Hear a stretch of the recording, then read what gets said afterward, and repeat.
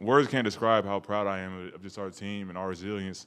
I mean, nothing was going our way. I mean, we weren't playing our brand of basketball at all through that whole first half, and I mean, we flipped that switch, and there's not a lot of teams in the country who could bind together and make a run like that. Let's go to the back middle. Drew, John Fanta with Fox Sports. Can you just describe what we all just witnessed? One shining moment. I think that's the best way to describe it. I mean, Julian, man, he just took on all of GU and just buttered that thing. I mean, I can't even really describe what he just did. It's crazy. It's just like that Jalen shot, man. But it's crazy. I can't even really describe it. I'm not speechless too much, and I'm pretty speechless after that. I mean, but I am the #1 Julian Strawther fan forever now. Over here. With Sports Illustrated Media Group. Julian, was that the play call that Coach Few called for you to take a pull-up three like that? Can you just take me through the play call and then when you got the ball, what you did? I mean, yeah, the play was a little dribble handoff action, see if we could, get a defense on their heels a bit. And initially when Coach drew it, he kind of drew, just search it a little bit, maybe go downhill. And I kind of just asked him, like, can I shoot it? Like, if no one steps up on me, like, do you want me to shoot it? And he was like, absolutely. So then I shot it.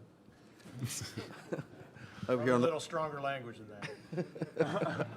Yeah, I'm just keeping it PG, man. over here to the left. John Titel from Hoops HD for Drew. You tied Brandon Clark's school record tonight with 36 points in a tourney game. As a guy who's only lost 12 games in your college career, did you just put the team on your back and did you just refuse to lose or something like that? No, I mean, we just got hit in the mouth and we just had to battle and fight. And, in the first half, I just the ball happened to be bouncing friendly to me, so I felt like I was hot, so I just wanted to keep shooting. And then in the second half, everyone, like Malachi really stepped up, Julian stepped up, Tom was playing huge defense. Like, we just rallied. And I think that's just kind of the story of this year. The first 20, as much as we might not like it to be, is probably not our best 20, but we somehow, some way, we dig deep and we find a way to just come together and rally and keep fighting. And I think that's the beauty of this team is we may be down, but we're not out. Okay, right here in the front row. Jade Thomas, UNLV TV. So this one's for you, Drew. You were all over the glass today, all over the board, and then tomorrow you have or Saturday, you have a big matchup against another great rebounding team, Adama, huge. What are you looking forward to with that matchup? It's going to be a battle. They have two great bigs, just looking at the matchup, and they're both forces. They're both equally good, I think. It's going to be a battle, and I mean, we're going to have to play hard and gritty, and we're going to have to get dirty and nasty and do whatever it takes to win because they're they got a hell of a duo, big man punch. So it's going to be a war. Okay, let's go to our Zoom. Dan Tortora. Dan Tortora, wakeupcalldt.com. Drew, you made the decision to come back and be a part of this team this season. To sit here in this moment, one step away from the Final Four, reflecting on the fact that you decided to come back, just what this run has been like for you personally. To be honest, we're just playing. I'm not worried about when my last game is or this or that. It doesn't matter. One game at a time. Final Four is a long 40 minutes away. Long 40 minutes. You can't even think about that. So just game by game, day by day. I don't like to get sentimental or think about feelings in that regard, but I want to go to war with anyone else other than these guys. Okay, one more on Zoom. We'll go to Christopher Heidel. Hey, this is Chris Heidel from Herbison Radio in Baltimore. Congratulations on the win. This question's for Julian. You're from Las Vegas. Just talk about the crowd tonight. Is it something you saw when you were playing high school ball, or you're pretty excited about how the arena was? I mean, every time we got a chance to come down here and play in Vegas, Vegas usually shows up and they show out, and it's loud and it's electric. I mean, we got the opportunity to play UCLA last year in a T-Mobile Arena, and it was a similar atmosphere. I mean, it's just crazy. I mean, it's a great venue, great city. I mean, it's slowly becoming a basketball town. So, yeah, I'm just super happy with how the crowd was. I mean, it was loud in there. Like, it was really loud in there. Can we get some questions for Malachi? He had a hell of a game. I think we need to show him some more love. So next couple questions Right are here for in the front Malachi. row. Yeah, Jim Root, three-man weave. This one's for you, Malachi. It seemed like in the second half, Coach Few turned to you and Hunter quite a bit in the backcourt. First half, they had a lot of ISO buckets, and you guys really stood up defensively. Was that something you kind of expected going in with their big wing scorers, or was that more of a surprise? No, like, Coach, tells us that, we can come in off the bench and provide a spark on defense. And, in the first half, Coach was saying that that's not how we play. And, when I got out there, I just wanted to have an impact and just, help slow those guys down. And it was a total team effort, but, I just really take pride on that defensive end. And, I was glad I was able to contribute. Okay, back middle. This is for the players. Drew, you talked about Excuse before. me, please identify yourself and Austin affiliation. Montgomery, Mid-Major Madness. You've said in the past you guys are better when other teammates are like Julian or hunting shots. Can you just talk about how you got the other guys involved when you guys went on the run later in the second half? It's kind of just how we play. We like for all five guys to touch the ball every possession. We really like to move it and play with some pace and really just kind of churn the butter a little bit. So that's an easy way for everyone to get involved. And then when you have guys hunting shots and being aggressive, it just spaces the floor more and makes it way easier on each other. So we know that in order for us to be at our best offensively, we all need to be aggressive. Okay, back here. Brian Shapiro, KSHP Radio. For any of the players, what was said at halftime? It seemed like a tale of two different halves, especially what you guys were able to do defensively in the second half. You disturbed their offense. What was said at halftime? That we have another 20, and we just had to realize that we weren't playing the way we know how to play, and as leaders, we had to step up and just be the voice in the locker room and just say you got to forget that 20, and the next 20 it has to be different. And at the end of the day, just go out there and if we're gonna lose, go down swinging. Don't go down not playing the way we know how to play. So whether it was a win or loss, we played that second half the way that Gonzaga does. Okay, we're here in the front. Jay Thomas, UNLV. This is for all the players, but how important is it to have someone like Malachi to come in that get a few assists, really emphasize on defense, and not necessarily care about I'm going to get mine, but more just being a team player? Oh, I mean, it's huge. I mean, Malachi kind of touched on it. Just his ability to be a spark. I mean, someone had to get it going. Obviously, Drew was playing really well, but a lot of us were struggling, and we couldn't get many stops.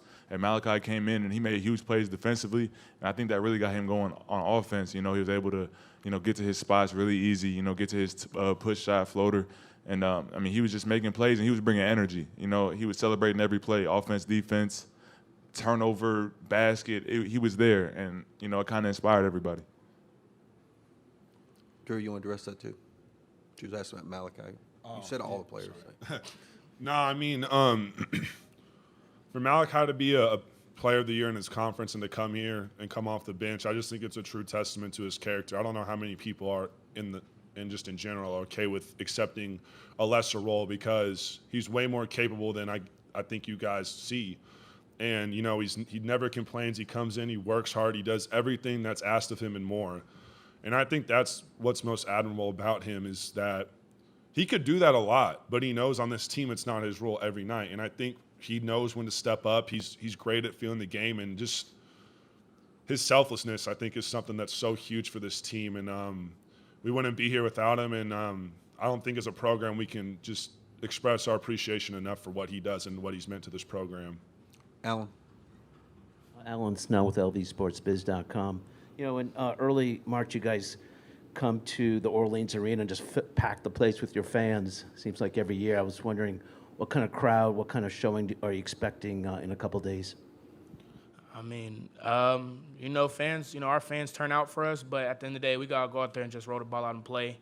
And, it's going to be going both ways, but we got to just focus on the players in the locker room and just go out there and compete for another 40 so we can, continue this journey. Okay, front. Dominic Dubois, UNLV Rebel Report. This question's for Malachi. So Julian touched on it. You really got going, and Drew also touched on how you have a really good feel for the game. Just tell me, you hit some big shots down the stretch. What allowed you to kind of get into that rhythm? I mean, I think one of the things when you're on the bench, you can kind of see how the flow of the game is going. And, Drew was having it, so they were kind of keying on him a little more. So just being confident and being aggressive and knowing that, okay, come off ball screens and the scheme that they were running, we knew that those were the shots that we're going to be able to get. And like Drew said, I know I put the work in, and they got all the faith in me, so I'm gonna have confidence shooting those shots, and they went in. Okay, back here. Connor Morissette, Sports Illustrated Media Group. For Drew, you, of course, already a Gonzaga legend, but tonight I think you elevated to one of the best college basketball players of all time. What does that mean to you, being one of the best of all time? That's super cool that you'd even say something like that, but to be honest, I'm just in the moment playing. That's not something that I'm, even like the scoring record, everyone asks me all the time, like that stuff's cool, but I'm not in a place where I'm going to appreciate that until I'm done.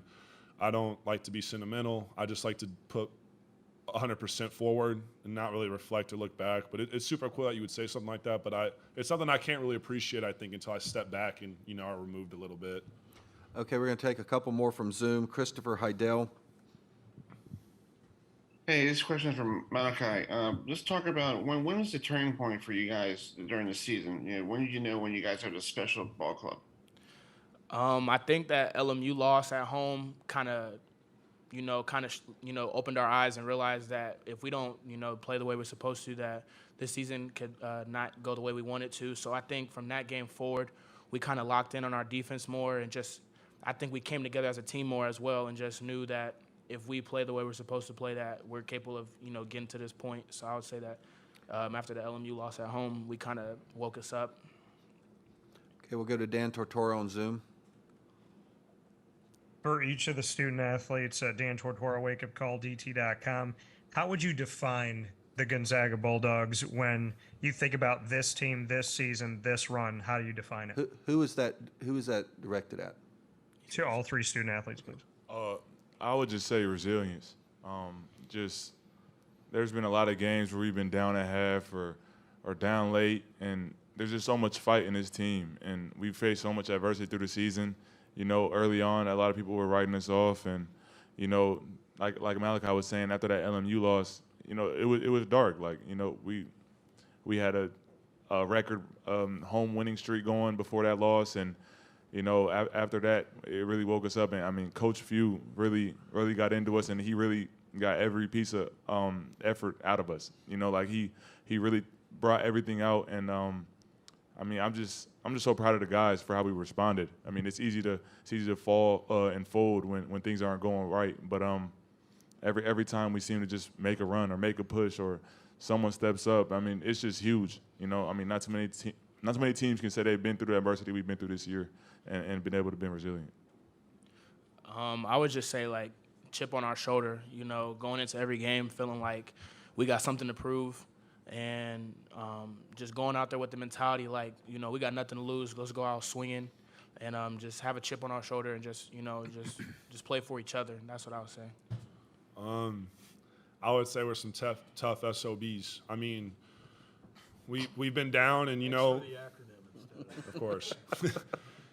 We've been down, and people have loved to just kick on us, and everyone just tried, Gonzaga stinks, this, that. But, it can be a lot sometimes, especially when you're down and you lose, and, as a team, you're not feeling as good. And we just got back up and kept fighting. We picked ourselves up. No one gave us a handout. We had to get up ourselves. And I think that's just a true testament of who we've become, and this is why you guys are seeing this growth from us. Is we got up by ourselves. No one picked us up. No one wanted us to get up, but we got up anyway. And I think we're just warriors, and that's just kind of what coaches instilled in us from day one. Okay, we're going to release the student athletes. Congratulations, guys. We'll see you tomorrow. We'll take questions for Gonzaga head coach Mark Few. Dan, back here in the back. Dan Wolken, USA Today. Mark, to go back to the conversation you were having with Julian in the huddle about the final play, I was just curious when he says, hey, can I shoot it? Is that qualified, that it's got to be an open shot or it's got to be, a certain distance? He was way back there when he let that thing go. I'm just telling you, he's made that shot multiple times for us this year. Vividly, if you look back to the BYU game, he had a very deep three, a dagger three like that in that game, very similar. We practice that play. That's Jay Wright's play used at the end of the Villanova-Carolina game, the championship. That's what we call it. So, and he makes it all the time. So, yeah, when he asked me, it was stronger words than what he used. I just said, yeah, make it. But if he was closely guarded, I wanted him going downhill and seeing if he could get to his floater, which he's been great at all year. All right, Jade. UNLV TV. UCLA doubled in the second half on Drew just for a play, and he kicked it out to Julian, hit a 3. How important is it for your team to stay ready on the perimeter even when Drew is having dominant games on the inside? Yeah, no, that's a great call. That he's been dealing with that all year. I mean, he's been dealing with that his entire career. I mean, he's been so good, and so this group does a great job. Especially Julian's always shot ready. Malachi's shot ready.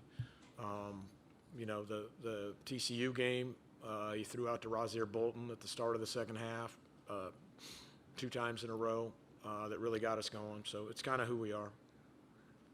All right, over here. Jim Meehan, spokesman review. Mark, tough guarding those guys in the first half, especially those 3, but how did you turn it around for nearly all the second? We were not, I mean, and they're really, really good. And they're not only really good, they're really, really tough. They're just, and I think we got knocked back much like we did in the TCU game. I think that this time it was just because of their will and toughness. We were not guarding well, or for whatever reason, our ball screen coverages defense slipped back to where it was in November. And it has not been like that the last 6 or 7 weeks. So I just challenged him on that, and I said, we got 20 minutes. That's plenty of time. We're not going to – there's no 10-point play I'm going to draw up, but we just – possession by possession, we got to play better defense. And we just had some really uncharacteristic kind of bonehead turnovers in the first half, too. Air dribbles, and I think we lost like 3 bouncing it and traveling and doing all kinds of stuff. So challenged them on that regard to start taking care of the ball, and you know, you've been with us all year. I mean, this is such a resilient crew, man. They just find a way to win. It's probably not as aesthetically pleasing as some of the other teams we've had up there, but I mean, man, is it effective. Right here in the middle.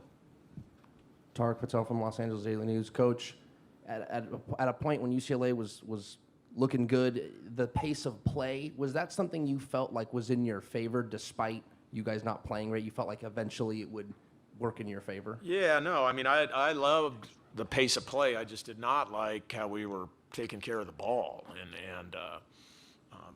we talked about that. The pace needed to be the same. We tried to press him a little bit in the second half to kind of get some things going to see if that would pick him up. But Tiger's so good at managing all that; it's really hard to speed him up, and you have to be careful, especially with Singleton kind of lurking out there on the perimeter. So, we just got back to, we changed a little bit, and not even changed. We just reinforced what our ball screen coverage was supposed to be, and they did a much better job in the second half. I mean, their numbers are, 30% field goal and 27 from 3 is much, much better than it was in the first half. Over here. John Titel from Hoops HD. I wanted to ask you about the similarities to your last game as an assistant in '99 in the West Regional. Casey had the tip-in at the end in the Sweet 16, and then you faced UConn in the Elite 8. I know it was a lifetime ago, but I was just curious, your memories, any similarity to now in terms of getting a team ready after such an exciting Sweet 16 game or anything? Nah, I mean, I couldn't even tell you, really. I mean, that was like 77 dog years ago or something when you do this coaching stuff, man, maybe 125 dog years or something. No, I did tell the guys this, like, hey, we celebrated. We didn't celebrate, but we were just so excited after the Final Four win over UCLA. I mean, I think I just said, hey, we'll celebrate this in the locker room, and then we're on to UConn when we walk out of this locker room. So they got the message. They're dialed in. But UConn is. I mean, I think they're playing probably better than anybody in the tournament right now. I mean, I've got to see them several times, and they've just done a fabulous job of roster building. I mean, the pieces they have fit really, really well. They got multiple bigs. They got big wings. They got guards that can shoot threes and run some good stuff. I mean, and that's going to be a heck of a challenge for us. Okay, we're going to go. Microphone's coming to you there. Okay. Mark, John Fanton with Fox Sports. So much of this tournament, people talk about validation and winning games in it, and like when a game comes down to what it just came down to, where they hit a big-time shot, you answer. Can you just describe that contrast and the wave that comes with it versus what people on the outside sometimes are saying about these games once they go final? I mean, I agree with a lot of the stuff you referenced in that. I said this before. I think it's the hardest thing to do in our profession is win NCAA tournament games. I mean, it's so hard to get to this tournament, as we saw this year. I mean, we got some legendary programs that didn't even make it this year. When you look at Villanova, it's an unbelievable program. And North Carolina's not the greatest program ever, close to it, behind Duke or Kansas. And Michigan didn't make it. And so there's some great programs that did not make the tournament. And then once you get in the tournament, I think everybody just can see just how hard it is to win. It's hard to win a 3-14 game. Hell, it's hard to win a 1-16 game. We've been in multiple ones of those, and there's a tremendous amount of pressure on you. And so you just got to find a way to win, and you got to trust your guys. You got to keep them confident. I mean, I got after them a little bit, but I made sure I said the only way we're going to do this is if we play with emotion, we play with confidence, and we get back to, quit moping and let's go. We got 20 minutes left. We'll take this. All right, got one down here. We're going to take 2 Zooms, and then we're going to let Coach go. Jim Root from 3-Man Weave. You just mentioned roster building with UConn. How important was it for you to have guys off the bench that can do different things? You got bigger wings that you leaned on a lot in the second half. Seemed like a better matchup for them. How important is that for the way you guys structure it?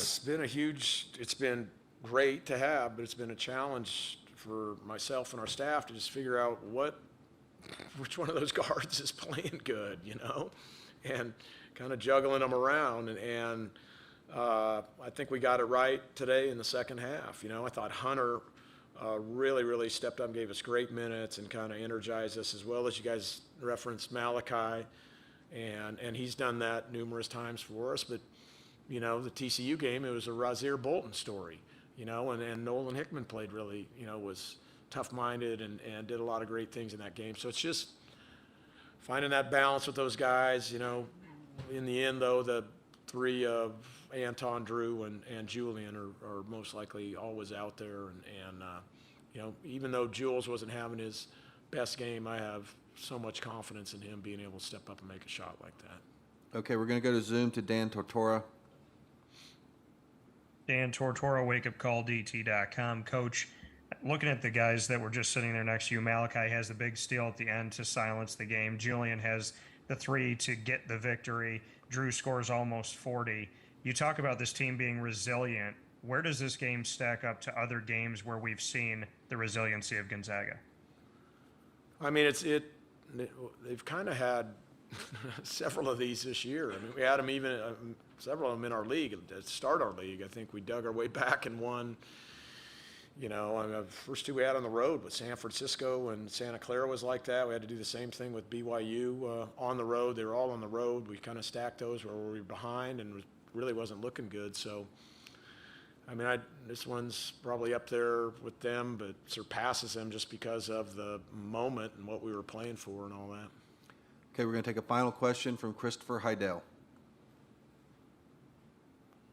Hey, Coach, this is Chris Heidel from Herbison Radio in Baltimore. I have a question about, you win the big game tonight. What do you guys have to do tomorrow to keep the momentum going until Saturday? Because I know a lot of people don't want to have a letdown, but what do you have to do to keep everybody, ready to go? I mean, I don't think that's going to be a problem. We're playing for, go to the Final Four. So, I mean, that's a dream of all the players. And certainly as a coach, you want that for your players. It's more about getting them rested. And, obviously after a game like this, about all you can do is walk through some stuff and move them around a little bit tomorrow to go through. UConn's a hard one-day prep, man. They run a lot of great stuff. They're not a simple team to guard. They have multiple players that, can really hurt you. So we'll be up all night tonight and burning at both ends to get these guys ready. And we're going to have to play like extremely good, to be able to beat a team as good as UConn the way they're playing. Thanks, Coach. We'll see you tomorrow. Yep. Congratulations.